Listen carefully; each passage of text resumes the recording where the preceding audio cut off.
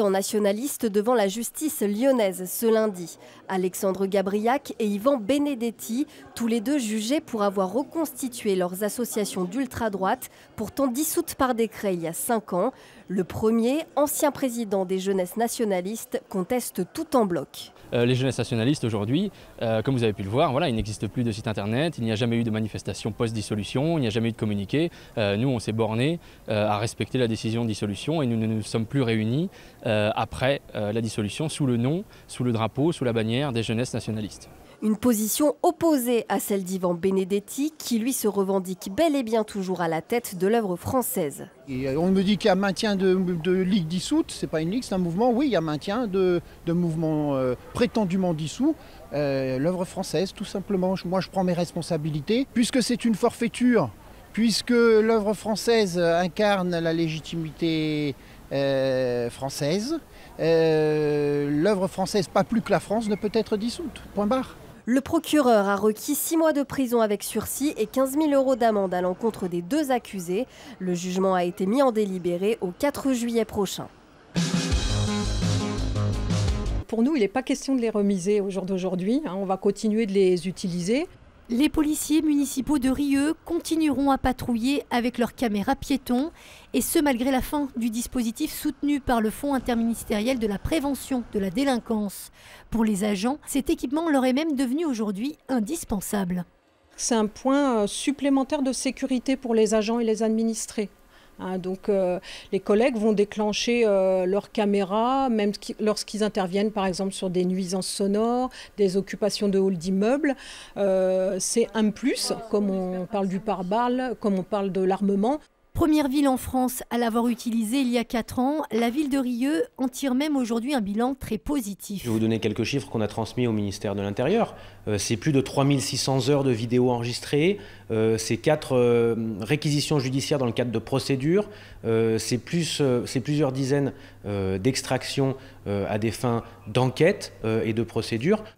Si elles ne sont officiellement pas interdites, ces caméras piétons ne seront en revanche plus financées désormais par l'État. Une décision que regrette Alexandre Vincendet.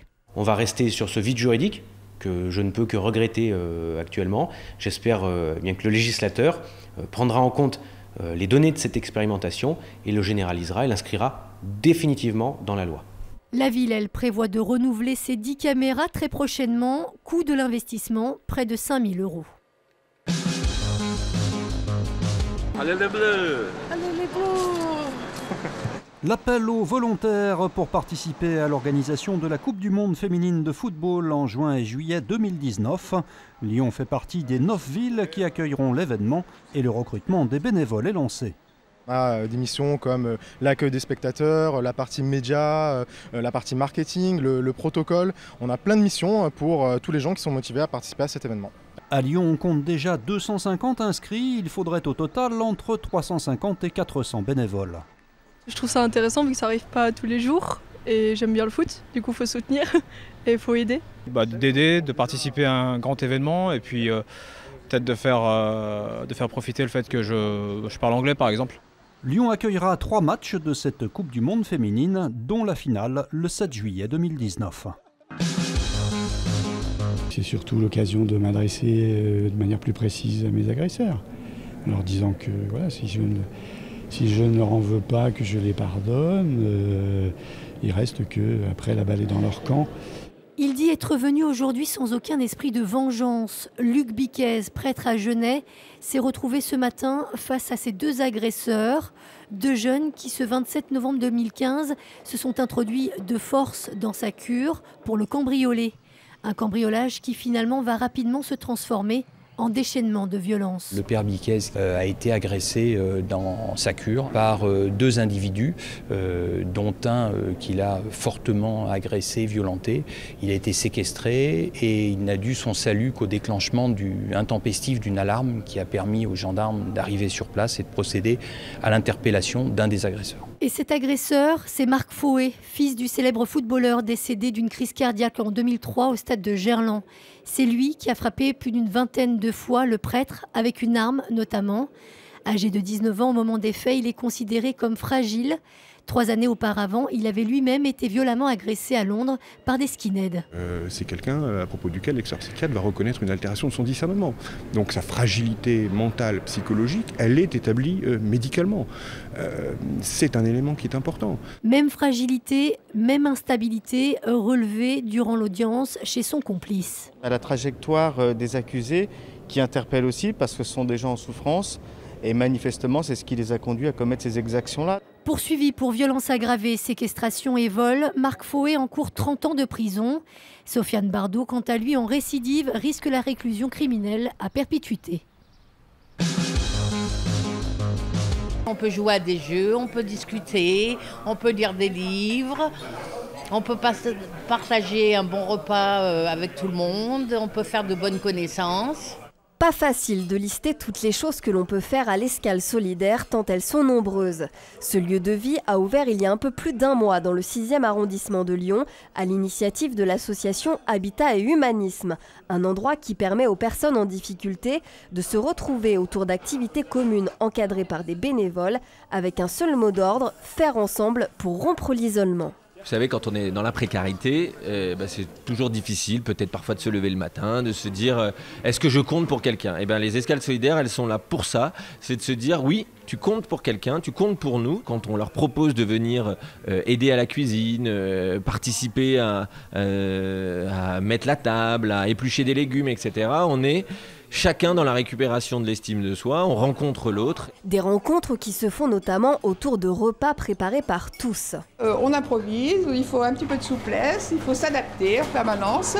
Voilà, on arrive le matin, tout le monde est accueilli avec, on l'espère, bonne humeur. Et puis chacun prend les tâches qui lui conviennent. Habitat et Humanisme souhaite ouvrir entre 6 et 8 escales comme celle-ci d'ici 3 ans dans la métropole. L'association qui revendique un accueil inconditionnel. Toute personne, quelles que soient ses ressources, peut venir profiter de la convivialité du lieu.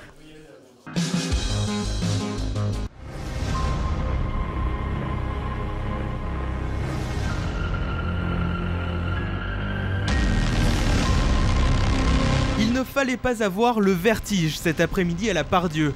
À l'occasion du 130e anniversaire de la création des troupes de montagne, le 7e régiment du matériel de Lyon s'est livré à une démonstration pour le moins exceptionnelle. Une ascension à main nue de la tour du Crédit Lyonnais. Il s'agit d'une tour de 140 mètres, donc nous l'avons fractionnée en 4 tronçons et vous allez voir évoluer l'un après l'autre comme une transmission de relais, 4 cadres du régiment qui vont chacun parcourir 35 mètres à main nue, donc en glissant les mains dans les interstices des fissures qui parcourent la tour sur les 140 mètres et vont donc ainsi évoluer jusqu'à la fin de leur propre tronçon avant de transmettre le relais à leurs camarades.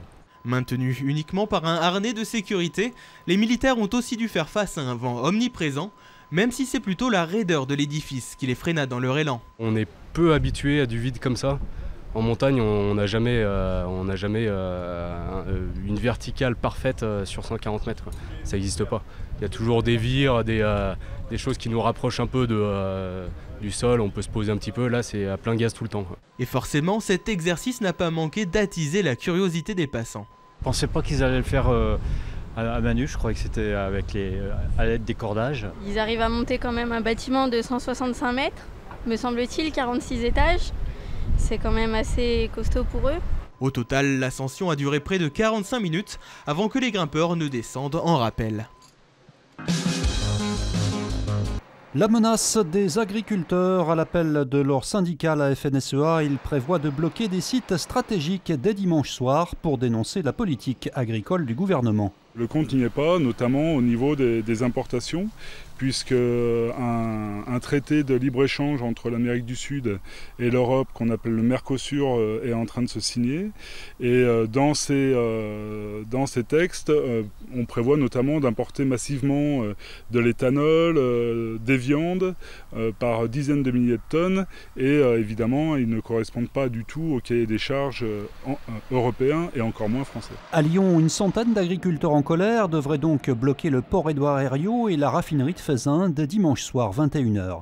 Pour ceux qui veulent chercher la symbolique, le lien avec Total sera assez facile, puisque vous savez que Total a investi dans une entreprise, dans une usine dans le sud de la France, où de l'huile de palme va être importée massivement pour faire tourner cette usine, alors que les agriculteurs français proposaient du colza notamment, enfin en tout cas des végétaux produits en France pour faire tourner cette usine. Et pour faire monter la pression, les agriculteurs parlent d'un blocage pour une durée indéterminée. Ah bah vous êtes là les gars. Ah bah ça va bien vous tous. Le théâtre Guignol du parc de la Tête d'Or fête ses 70 ans. Il est aujourd'hui dirigé par la petite fille de ses créateurs. Guignol, il fait partie de ma famille. À la maison, quand j'étais enfant, c'était un atelier en fait, c'était notre appartement. Et enfin, je vivais chez mes grands-parents en plus. Donc je veux dire, moi Guignol, j'ai baigné dedans depuis mon enfance. Il y avait les marionnettes à la maison, mon grand-père les réparait, ma grand-mère cousait, il y avait des épingles de partout, enfin c'était sur la table. Niafron, je suis là. Oh Chignol, que je suis donc aise de t'avoir rencontré. Dans le théâtre Guignol, Niafron est très attachant quand même. Niafron, parce que c'est le tonton un peu, voilà quoi, décalé. Oui, Niafron c'est un personnage particulier. Il n'est pas forcément fait par rapport à ses pratiques, il n'est pas vraiment l'idéal pour entrer dans le monde actuel, quelque part. Il boit pas mal de jus de raisin, il est bougon. Un bon gonne, sympa, qui est toujours prêt à rendre service. Bon après, il est indissociable de Guignol. Hein.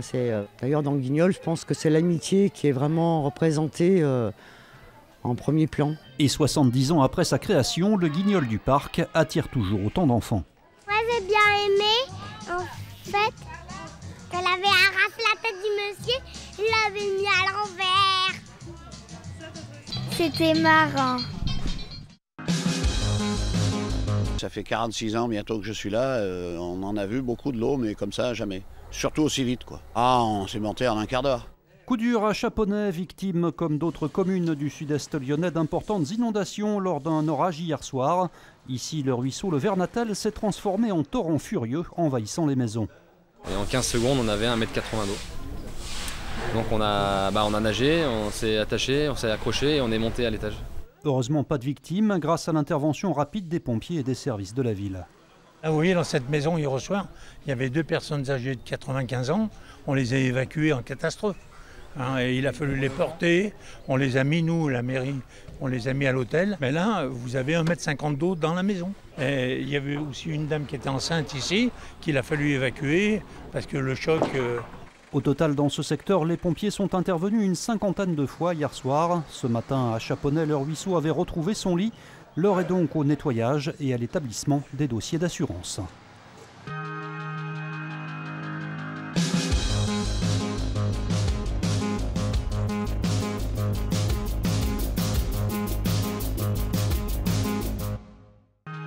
L'info continue sur